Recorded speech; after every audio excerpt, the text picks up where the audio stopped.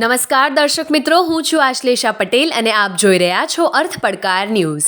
બાયડના આંબલિયારામાં હાઈકોર્ટના વકીલ સુશ્રી યોગિનીબેન પરીખની યમુનાવાડી ખાતે કુદરતના ખોળે સંવાદ સેમિનાર યોજાયો.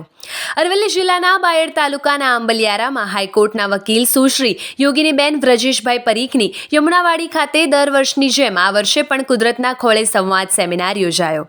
આ દંપતી પોતાની વ્યસ્ત પ્રોફેશનલ જીવનશૈલી સાથે કુદરતી ખેતી અને પર્યાવરણના રક્ષણ માટે ઉત્સાહપૂર્વક કાર્યરત છે. અમદાવાદમાં 15,000 વારનો ગાર્ડન કોર્પોરેશનના સહયોગથી વિકસાવ્યો છે. આ બગીચો સિંધુ ભવન ખાતે આજે પણ પક્ષીઓનું નિવાસસ્થાન બન્યો છે. તેઓએ આંબલિયારા ખાતે આવેલ યમુનાવાડી ફાર્મમાં પણ 180થી વધુ આંબા સહિત અનેક ફળોના વૃક્ષો અને આયુર્વેદિક ઔષધીય વૃક્ષોની ખેતી કરી.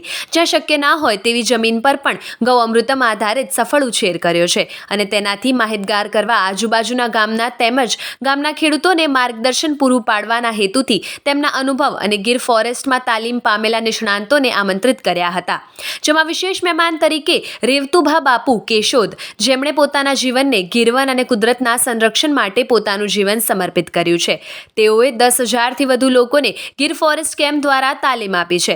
તેમના શિષ્ય તરીકે શ્રીમતી યોગિનીબેન અને શ્રી વ્રજેશભાઈ પરીખ પણ સંલગ્ન છે.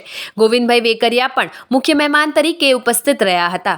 રેવતુભા બાપુ અને ગોવિંદભાઈ બંને સાથે મળીને અનેક પર્યાવરણ કેમ્પ આયોજિત કર્યા છે. તેમના જીવનનો ઉદ્દેશ્ય પ્રકૃતિને પ્રદૂષણ મુક્ત બનાવવાનો છે. શ્રી ગોવિંદભાઈ ખૂબ જ આધ્યાત્મિક વ્યક્તિત્વ ધરાવે છે. આ પ્રસંગે અન્ય મહેમાનો મીનલબહેન અને દર્શનભાઈ મહેતા, રક્ષિતાબહેન અને વિમલભાઈ સોની, વિમલભાઈ મલકાન, શ્રી બિમલભાઈ અગ્રવાલ અને પ્રીતિબેન અગ્રવાલ, કરણી સેનાના પ્રમુખ લોકેન્દ્રસિંહ ચૌહાણ, ગૌરાંગભાઈ પાઠક, આજુબાજુના ગામના અગ્રણીઓ, ખેડૂતો અને પત્રકાર દિનેશ પટેલના કુટુંબજનો અને સગા સંબંધીઓ તેમજ વાડીમાં ભાગ્યા તરીકે કાર્યરત ગણપતભાઈ અને એમના ધર્મપત્ની નંદાબેનનો પરિવાર ઉપસ્થિત રહ્યો હતો.